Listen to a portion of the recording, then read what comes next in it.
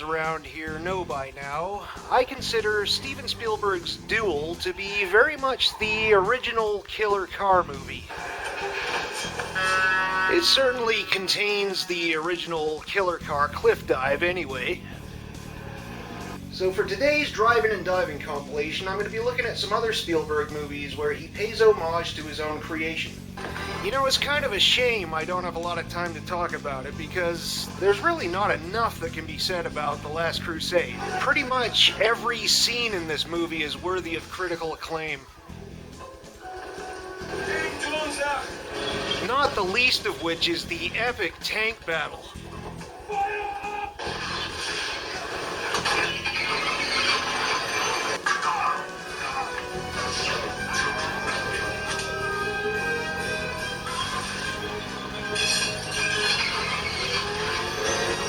Of course, we all know what's coming, don't we? I find this very appropriate because a tank is a killer vehicle.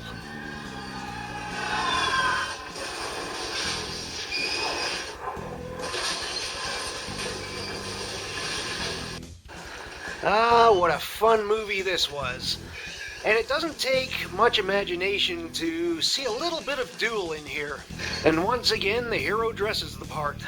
From time to time, I almost feel like I'm watching a scene out of Duel, but with a T-Rex instead of a big rig. And of course, the T-Rex is instrumental in setting up for the movie's cliff dive.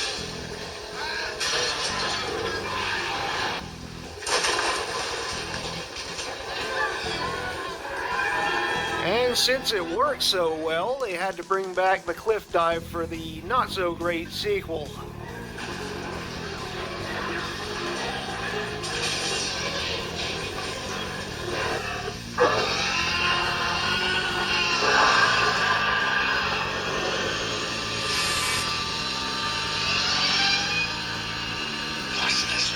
Now, as I'm sure many of you know, Spielberg did not actually direct the Back to the Future trilogy.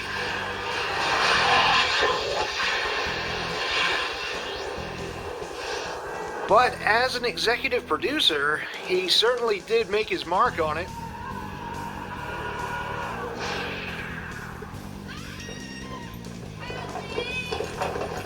Great Scott! So in the final installment of the trilogy, Doc Brown meets the girl of his dreams in the 19th century. And that is before he realizes that this poor girl was not supposed to survive this ordeal.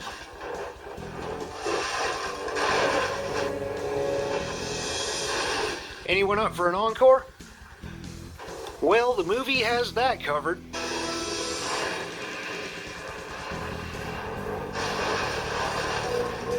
After propelling Marty McFly back to 1985, the locomotive has nowhere to go but straight down, making this movie a 2-for-1. Oh, that's rare.